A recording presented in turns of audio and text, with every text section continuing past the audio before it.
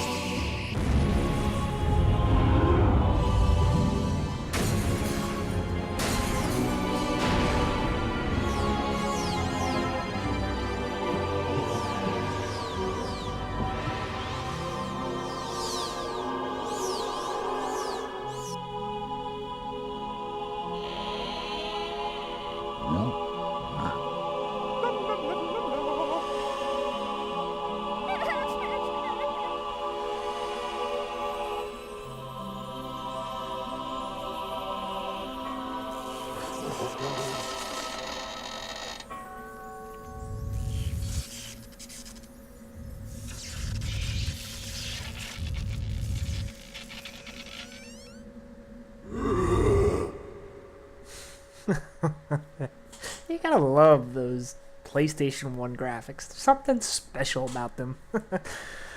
But yeah, that was just basically a gist of the story there, what we're gonna be dealing with. Zorak, that evil bastard. But yeah, I loved this game growing up. I never owned it. I always rented it. I played it so many times, or I'd borrow it from friends. Absolutely loved this game.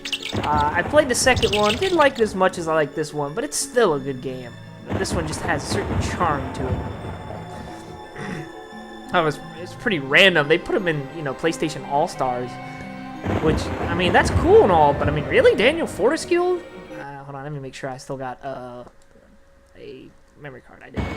It's like, how random can you be? Well, I mean, he wasn't even... Cutscene.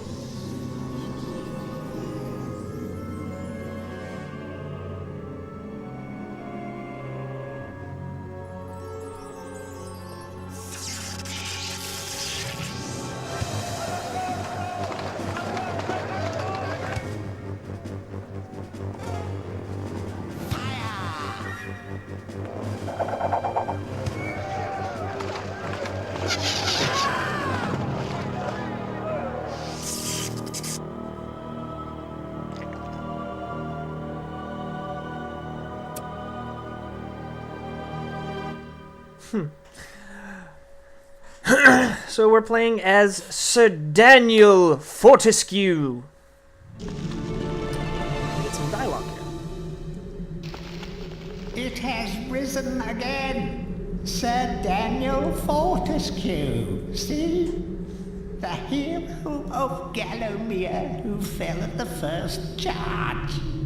The fog of war and the shrouds of time conspire to turn the arrow fodder into the saviour of the day. But we knows better.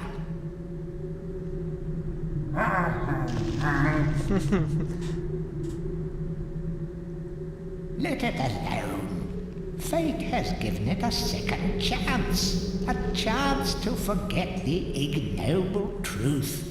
A chance to defeat Zarok and live up to the legend. We hopes it does well. Me, like, Gollum? Split two statues? But yeah, so, the story of Medieval is, of course, you can tell. Hold on. Control options. Dang it. I know there's a way to set the analog. Ugh. I'm sorry I'm having to do this on screen. But it's made stop doing that. Do you want to go to analog? No, okay, stop. There we go. Now I can use that. On a sound small sword, awesome. But yeah, we play as Sir Daniel Fortescue, who was supposed is some kind of legend, but he's actually not because he died. And the first raid, like, I don't really understand how they missed. Like, they say, yeah, he led the charge, but he died. Like, you know, the first arrow came down, and murdered him. Kind of sucky, if you ask me. But yeah, let's click on what these. Like, these are just must be out of shape. Using the script, get it? Yeah, okay. These just tell you how to control your character here. You got X attacks. That's about all we can really do. Circle will jump. Square, you can charge your attack. Ooh, spinny. That's about all we can do right now. Triangle is block, but we don't have anything to block with. Here we have a floating star rune, runestone. You have now collected one of the runes. Okay, no gauntlet. Okay, in this game the controls are not. Feel free to have a paddle in the shadow water, but don't be tempted to go for a swim. Buoyancy can be a problem for those of a dead disposition. Yeah, they're actually pretty funny. They got some interesting things to say. There's a treasure chest here with a shield. Very nice. Some more money. Let's see what this says. Any treasure that you find will go into your coin score, displayed in the top right. Blah, blah, blah. Coins are used to buy from the greedy merchant gargoyles. I'm not reading all those because most of them are just tutorial-based things. They do have some funny stuff in them. The camera is a big problem in this game. You could not tell already. The camera just can be a problem. Not all the time. Oh, X is how you... Wait, no, I got... let's see, select. You pull up your inventory here. You see you got throwing daggers, which I rarely use, and a small sword. I usually use... I particularly like to use... Hey, what's this? It looks different from everything else. How come I can't break it? Well, we'll have to come back here later. Yeah. And with that, the first level is completed. Yay! Oh, damn it. I meant to read that one. That one's actually pretty funny. It tells you about the green trail. It says that Zorak leaves a green trail wherever he goes. So, alright, here we are. We have the world map. You can only move to one spot, but it's a pretty large map, you know. This is a, you know, you can tell, hack and slash, not so much platform. It does have some platforming into it, but I like to call it a hack and slash with some... it's a hack and slash, that's all I can say. It's an adventure game. The Graveyard. Yay! Welcome to the actual first level of the game, the Graveyard. Hey look, we got our first enemy, hands, which you cannot do anything with right now. That's alright. Come back here, we get some money. Yay, money! Money's pretty nice. Almost in every game, money's nice. It's not a huge deal in this game, but it's still, you want it. Welcome back to your beloved Gallowmere. The stinking dead have risen to dance with the lifeless living, and they want to do it over your dead body. Well, that's just not right. We got first enemy, second enemy, a zombie. Yay, zombie! Oh, he's dead already. Now, you saw when I killed him, he, up top right, this is 3%. His soul went into a soul chalice. Almost every level has a soul chalice that you need to fill. You don't have to, but it's well worth doing it. I highly recommend filling the soul chalice. Once the soul chalice is filled, you actually got to go and find it. Some levels it's really easy to find. Some levels it takes a little bit more to find. You may have to explore a bit, find secret passages and whatnot. So kill as many enemies as you can. There are more enemies than there is the 100% chalice. So you know, you can skip a few. Here we have a healing fountain, which is always good to have. You may notice up the top it says 300, and then there's another there's a bottle up there. That's how many lives you have, like in a sense.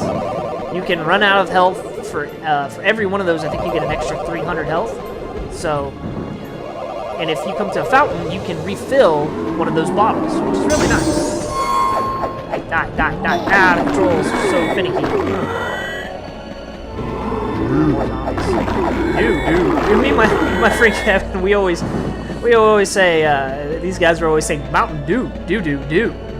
Well, at least he was, and I always thought that was hilarious. I do that to him all the time, and as soon as I go, Mountain Dew, he knows exactly what I'm talking. To this day, all I have to say is, Dew. And he'll be like, damn, the zombies. Oh, hey, chill out there, Daniel. It's not that good. Oh, it felt so good. Now, you can slice and put your shield on. Slice! Yeah, look how much damage. It just instantly killed that zombie. But it takes time to charge up. And here we have a sort of puzzle. Hey, look, there's a chalice, but we can't get back there. How the hell do we get back there? Well, it's quite simple. Hit the statue. Look, it opens up. Whee! But we don't have 100% yet, so we can't quite use it. But what we can do is come up here. Oh, that... Zombies. Out the way, zombies. And, let's see. If I remember correctly, we can kind of sneak back some. Jump up here. No! Curse you. I may be wrong about this. But I want to say you can follow this path back here. Stupid controls. And then fall down here. And you get some money! Yay! For secret stash of money. Oh, he's so finicky to control. Woo! Runs everywhere. Let's see what this door... Well, can't go in there quite yet. That's what this book has to say. The living world lies beyond these skull gates. The master of the hilltop mausoleum, the stained glass demon, has possession of the skull key. Oh, yes, we need a skull key to get past that door. Okay. That's a cool thing in this game. You come back to some of the areas that you've already been to. Like, you come back here later, and things have changed. But it's not this level. It'll be like Return to the Graveyard, and it'll have the same layout, but new monsters will be here and all kinds of stuff. It's pretty cool. Uh-oh. They didn't like us taking their gold. They're doing Thriller. Back off. And here we have the gargoyle merchant. We can buy stuff from. Right now we can only buy daggers, and they're useless to me, so I'm just going to save my money. So what we want to do now is head back to where the chalice was.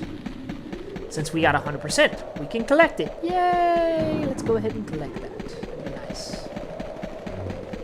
It'd be very, very nice. There we go. Hall of Heroes awaits.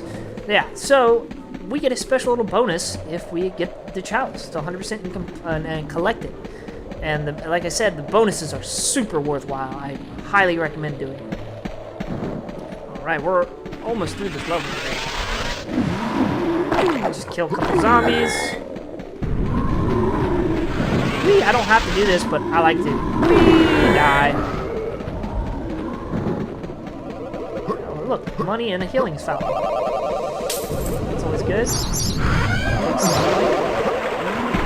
Uh-oh, zombies. Don't care. And I think this is a shield. Yeah. Your shield, as you can see, has a durability to it. And if it gets down to 0, it breaks. You have to find another one. Talk to me. Tread softly. Zarok awaits beyond these gates. The master meets with the demon from the mausoleum, hatching plots of purest evil. Forgotten nobodies would be wise to make themselves scarce. Screw you, buddy. I'll show you what for. With that, the first level is complete, but not without going to the Hall of Heroes first. That is where we're going.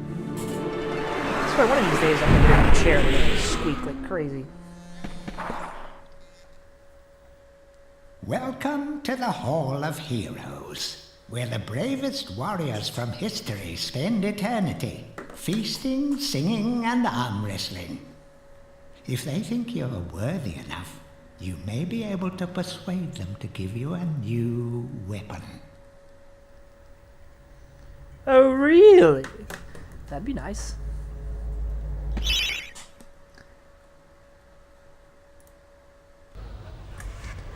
Alright, sorry about that, guys. I'm back.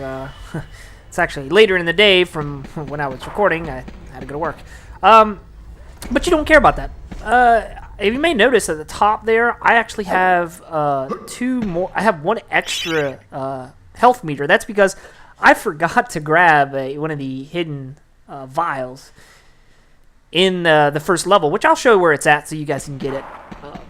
I'll just go back there and visit I'll show it at the end of this episode here, which we're getting to an end here. That's right here. This guy. Captain Fortescue, it's me, Canny Tim. Does the battle go well? How I wish I could fight at your side again, sir. But hold, you could take my crossbow. It's got rapid fire and you can ricochet the darts off walls to shoot around corners. I used it at the Battle of Gallowmere.